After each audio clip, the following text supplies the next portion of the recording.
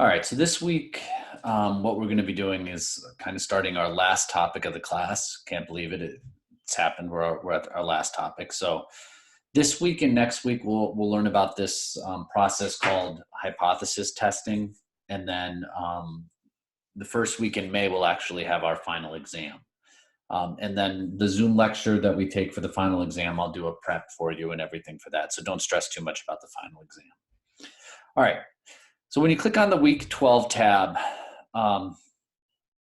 you're going to see there's all these lectures here.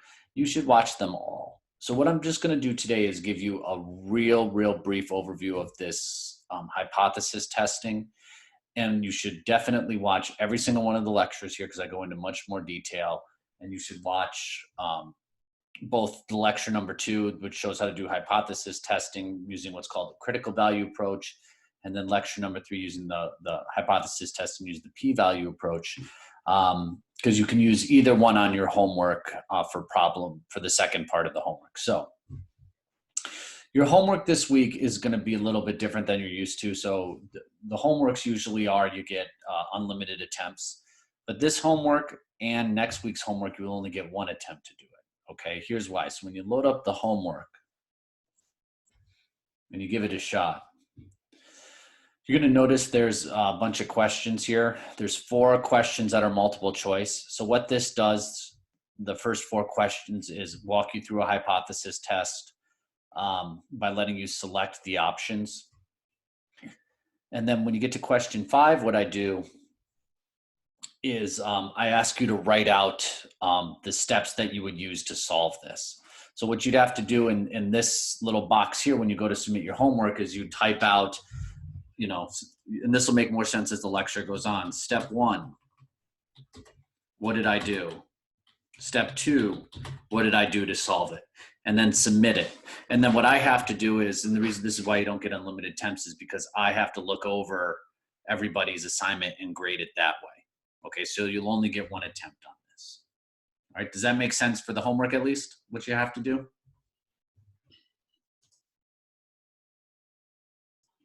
Okay.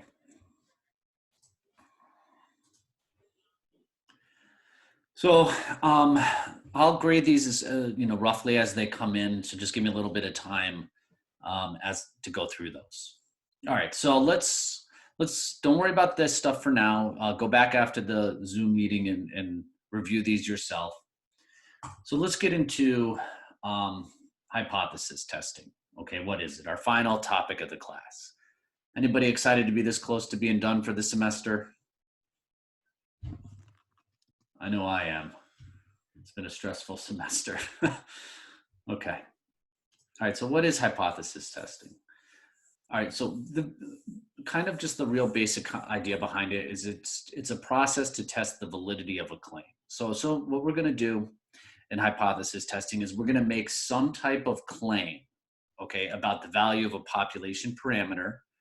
And what we want to do is we want to test that claim to see if it's right or wrong. All right, and this is the example we're going to be going through in class today, okay? So a recent study said that on average, college students watch an average of 20 hours of TV per week, okay? Now that's a lot of TV, okay? That's like 3 hours of TV a day. Now that's the average of all college students in the entire country, okay?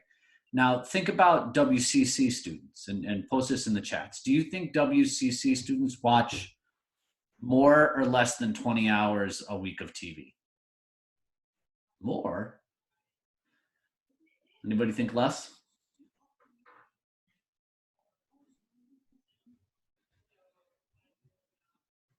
So this is tough, right? So this is the claim of everybody in the country, all the college students in the country. So here's a claim. Okay, this is what I mean by a claim. A professor at WCC, we'll just say that's me. Yep, and Joyce, that's okay if you say you don't know. A professor at WCC thinks that the mean hours of TV watched just by WCC students, okay, I think it's less than 20 hours per week on average. Okay, that's my claim. So we'll just say that. Okay. Now here's the thing. I don't know if my claim is true or false, right? We don't know. Okay. I can be either right or I can be wrong in my claim. So this is the whole point of this week. We need to have a method to figure out if my claim is correct or not, okay? So I want to see if on average, now this is on average, okay, the WCC students watch less than 20 hours per week, okay? All right, so the process to do this, to test this claim, is called hypothesis testing, okay? Now, when you make a claim, okay, my claim can either be true or false, all right? And what I mean by that, it can be either true or false, is I can be either right or wrong, okay, in my claim, all right? I'm either right that they watch less than 20 hours per week on average, or I could be wrong, okay? So because when you make a claim, you can be right or wrong, it's based on two statements, okay? So this hypothesis testing, when we go to do our first example, we need to set up two statements, okay? And the statements for the next 2 weeks are always going to be the same. We have this statement called H with a subscripted 0, right? This is what's called the null hypothesis. And then there's another statement called H sub 1 or H sub A. Okay, I will always denote it in lectures as H sub 1, but sometimes the textbook denotes it as H sub A. This is called the alternative hypothesis, okay? So the null hypothesis, think about this as a starting assumption, okay? Like some base assumption to have, okay? And what the alternative statement is, all right, is it's what we're looking to test, what we're looking to show evidence for, okay? So let me just go back for a second, okay? Think about this, okay? What am I looking to show evidence for in my problem, or what am I trying to prove? Does anybody know, like, what my claim is here?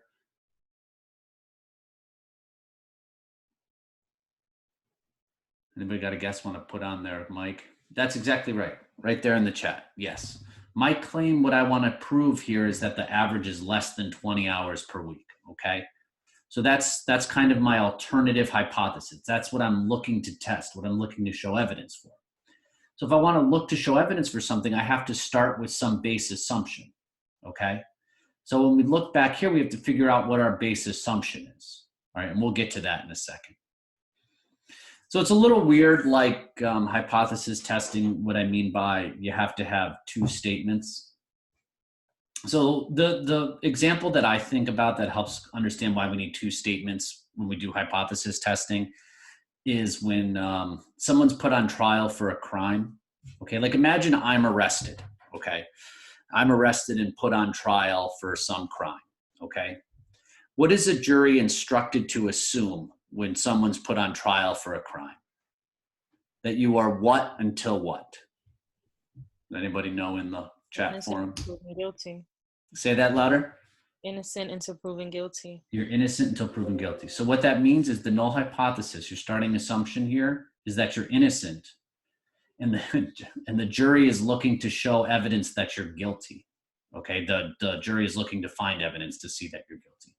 So you have some base assumption, okay, and then what you're looking to show evidence for. So you always start by assuming the person's innocent, and then the district attorney or the prosecuting attorney is looking to show that the person is guilty, okay? Same type of thing with hypothesis testing, some base assumption, and then what we're looking to show. Okay, so we're not gonna write tests in this class like this, H sub 0, what you assume is they're innocent, H sub 1, what you assume is they're guilty. We have to put numbers to it, okay? So there's three types of tests that we're going to be talking about in this class over the next coming 2 weeks, and you'll see this in my videos and everything. There's something called a two-tailed test, there's something called a right-tailed test, and there's something called a left-tailed test, all right? So if you remember this Greek letter mu, okay, this stands for the mean, okay? So for a two-tailed test, okay, your null hypothesis, you set up with some base assumption is that the mean is equal to some value, and then your alternative hypothesis is like, no way, the mean is not equal to that value. If you have a right-tailed test, look, again, the null hypothesis is always the mean is equal to some number, And the alternative statement, what we're looking to show evidence for is like, hey, no way, the number is greater, or the mean is greater than that number. In a left-tailed test, again, the null hypothesis is a statement of equality. We start with the assumption that the mean is equal to some number, and we want to look to show evidence like, hey, wait a second, no way, the mean is less than that number. So having heard me kind of just explain these three tests a little bit, what does my claim sound like when we go back to this problem? Does it sound like I want to prove that something is not equal to a number, some value is greater than a number, or some value is less than a number? Yeah. So when you go to do these hypothesis tests, perfect, thank you very much in the chat. You're absolutely right. There's going to be these keywords that give it away, all right? So like the keywords you're going to notice when you have a two-tailed test, you're going to see words like, I think the value is different, or I think the value has changed. When you want to do this right-tailed greater than test, you're going to be hearing words like, I think the value's increased. I think the value's gone up. When you hear this less than sign, I think that it's like, I think the value's less. I think it's decreased. I think it's gone down. Always like that, okay? So when you watch the videos, okay, I'm going to be talking about this 5-step process, okay, to do hypothesis testing, okay? And I want to go through all 5 steps with you, and I want to talk about, this example and how we make a conclusion from it and what the conclusions are, okay? All right, one last thing before I get to the test. So there's 2 statements here, okay? There's the null hypothesis and the alternative hypothesis. So there's 2 conclusions you can make, okay? And I hate to say it like this, excuse me, but you can think of it as either the null is correct or the alternative is correct. Okay, those are the 2 outcomes. But the terminology we use in the class will always be the following. You can either reject the null hypothesis, okay? When you reject the null hypothesis, what that means is you're saying the person is guilty, okay? You're saying evidence supports the alternative, all right? The other thing you can do is you can say, you can fail to reject the null. Okay, and when you fail to reject the null, what you're saying is evidence does not support the alternative, and we have to assume that the person is innocent. Okay, so you can reject the null. When you reject the null, you say evidence supports the alternative. When you fail to reject the null, what you're saying is there's no evidence to support the alternative, and we cannot say that the null is incorrect. All right. Here's the 5-step process, okay? And I'll talk about it. I'll read through the problem and I'll go through it. Okay, so the problem was this. A recent study said that on an average, college students watch an average of 20 hours of TV per week, all right? A professor at WCC thinks the mean hours of TV watched per week by WCC students is less than 20 hours per week, okay? You guys have got a lot going on. You're definitely not watching that much TV, okay? So I wanted to test this claim in statistics. What you need to do is you need to collect evidence, okay? Like going back to this here, you need to show evidence that the person is guilty. So in statistics, you need to collect your evidence, and your evidence is a sample set of data. So to test his claim, he randomly samples 31 WCC students, okay? So that's my sample size. And from that finds the mean to be 18.75 hours. So on average, these WCC students are watching 18.75 hours of TV per week, and a standard deviation of 12.25 hours, okay? To do these hypothesis tests, you're gonna need these things. You're gonna need the sample size, the mean, and the standard deviation. Always, always, always. And then there's always gonna be this statement that says something like this. Okay, test the claim at the 0.05 level of significance, okay? I'm gonna go into what the level of significance is in detail on the slides this week on the videos, but for now, just think of it as like a cutoff value, and that'll make more sense when we go through the steps, okay? So step one, the first thing you're going to do is you're going to set up the test. And I always start by defining a variable, okay? So I'm going to let mu be, so here's what we're investigating. We're not investigating the average number of hours TV that college students watch in general across the entire country.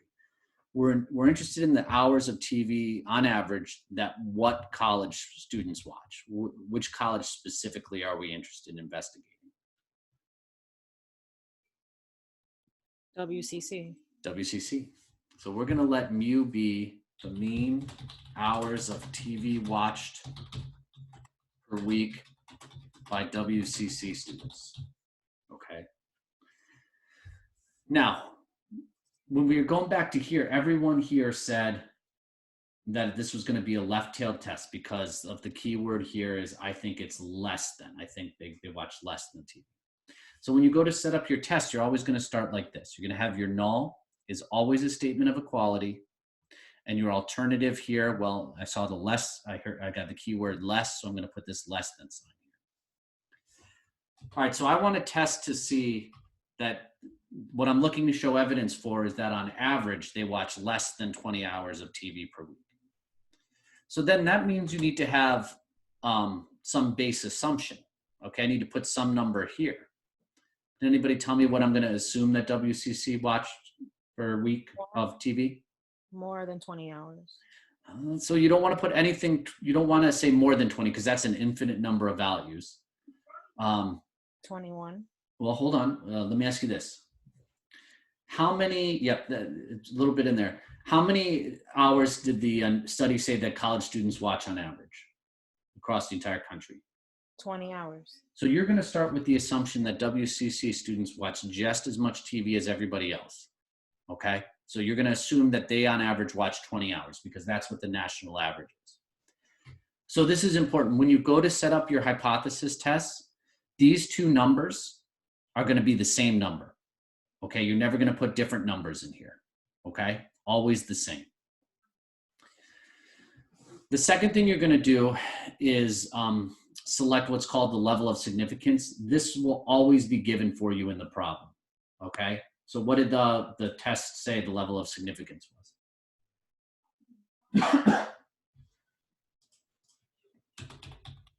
It's going to be 0.05. Yep, right there. Okay, that's always going to be given to you. Okay. Now the next two steps, okay, you're going to compute something called the test statistic. And then what I'm showing you in this lecture is called the p-value approach. You're going to have to watch on your own the critical value approach. Okay, so the good news is your calculator at this point does steps 3 and 4 for you. Okay, so take your trusty calculator. All right, and you're going to hit the stat button. Okay, if you're following along, you're going to scroll over to tests right here. Okay, and this is important if you want to like note this or write this down somewhere. Okay. When we do these hypothesis tests for this week, okay, you're going to want option number 2 called t-test, okay?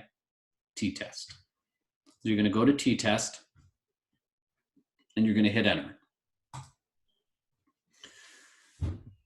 Okay, now you'll notice here, first thing at the top, it says input, and you see this thing called data in stats, okay?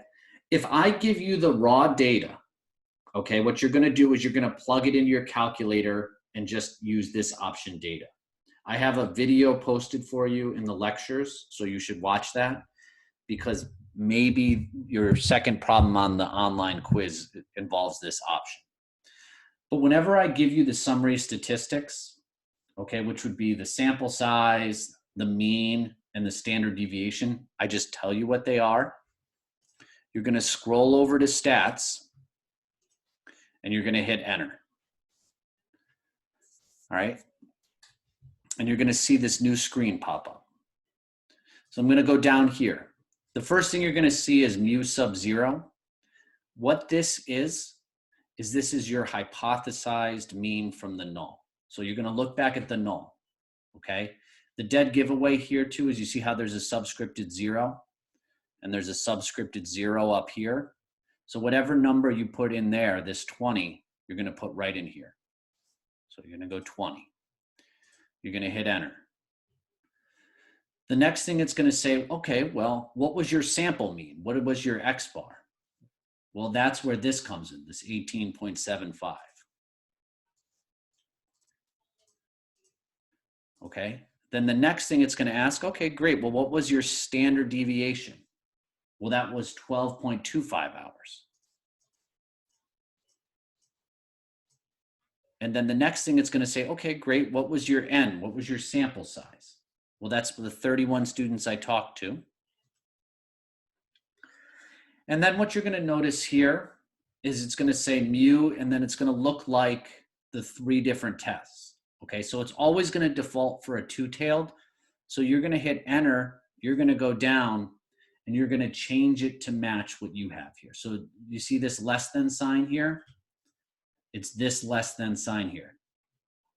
All right, so we want to just click on that and hit enter. And then we just want to scroll down to calculate, and then we're going to hit enter again. All right, how many people, if you were able to follow along, got this same thing that I got right here? Okay. So now here's the deal. Once you get this part here, okay, you have the steps 3 and 4, okay? This T value right here, it says T is equal to, this is what's called my test statistic. So here I'm going to put negative 0. I'll go out 4 decimal places, 5681. And then you see this thing under here, P. Okay, that doesn't stand for a proportion. That stands for what's called the P value. So I'll go out 4 decimal places for this. This is 0.2871.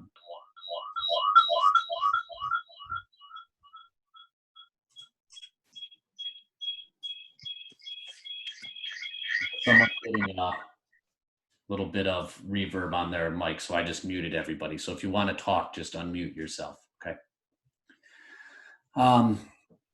Okay, so the good news is, going back to this, step 2 of this 5-step process, boom, given to you in the initial step up, in the initial problem. Steps 3 and step 4, your calculator will do for you just like that. Pretty straightforward using your calculator, okay? The hardest part of these problems, honestly, is setting up the test. You know, like what value do I put here and here? Is it a right-tailed, left-tailed, 2-tail? And then the next hardest part here is this conclusion step, okay? So the conclusion works like this. You can either reject the null or fail to reject the null, all right? And the way you do this is always the same. You're going to compare this p-value that you just got, okay, to your level of significance here, okay, always. So let me just ask you this in the Zoom chat here. Is the p-value greater than the level of significance, or is it less than the level of significance?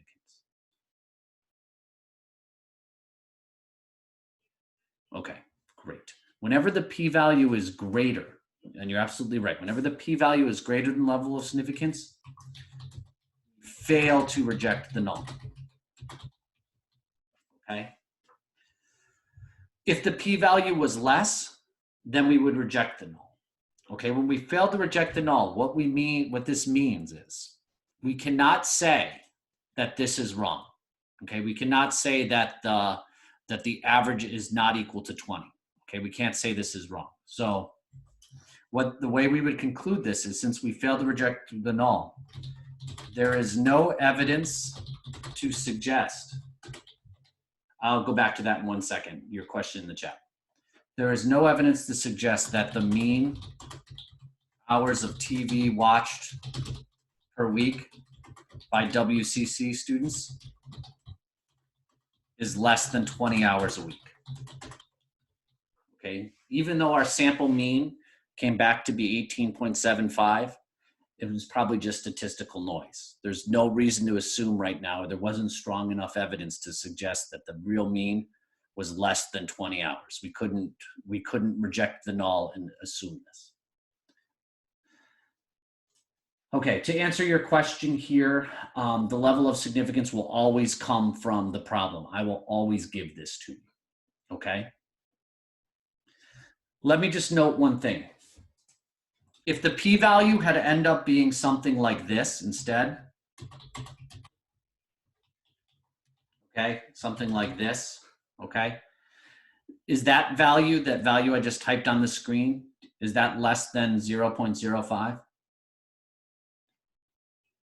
Yeah, okay, when the p-value is less than 0.05, in that case, we would reject the null, okay? We would reject the null, and what we would say is, no way, there's evidence to suggest that WCC students do watch less than 20 hours of TV per week, okay? I just want to note that that doesn't mean that the mean of WCC students is this, okay, because that's just from a sample of 31 students. We're just saying, yeah, there's evidence to suggest that they watch less TV on average than college students in general. All right, but as we've set it up, can't assume that. All right, well, let me ask you this in the chat here. Was at least using the calculator pretty straightforward? Okay.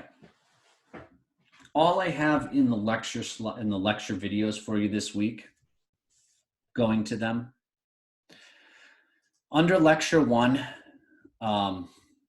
this right here, I forget how long it is. About 18 minutes. It looks like this video here is all just a higher level, like what is the null? What is the alternative? How do you set up a test? And then all the rest of my lectures this week, here, here, and here, all they do is examples. That's it. All it is example after example after example to help you see and reinforce this process. Okay? Kind of make hopefully a little sense. Yes, these 2 steps apply. Yes. Yep, absolutely. Doesn't matter what type of test it is. Okay, if it's a 2-tailed, right-tailed, you're always going to use these 5-step processes. Okay, there's one thing I do want to note. Okay, when you go to do your homework, there's 5 questions on your homework. The first 4 questions are multiple choice, but they use what's called the critical value approach, okay, which is not what I talked about in this lecture. So to be able to do the first 4 problems on the quiz, you're going to have to watch these lecture 2 videos here, okay? And then when you get to do the one that you can fill in on your own, I highly encourage you to do the p-value approach. But you can do the critical value approach again if you want. You can do whichever one you want. All right? So here's what we're going to do. Next week, we're going to do this hypothesis testing for proportions. So all we're going to do next week when we come on Zoom is just going to do more of this hypothesis testing stuff. But next week is just really going to be examples. That's all it's going to be, because after you watch the videos this week, you'll kind of have the language down of hypothesis testing. And then the week after that, which will be May 5th, I'm going to post your final exam for you, but when we come to Zoom on May 5th, I'm just going to do a practice final exam for you. I'm just going to do a bunch of different examples from everything from spring break on. Okay? All right, so before I log off tonight, does anybody have any questions about any of this for me? I'm going to stop the recording now in case anybody has any other questions they would like to ask without the recording on.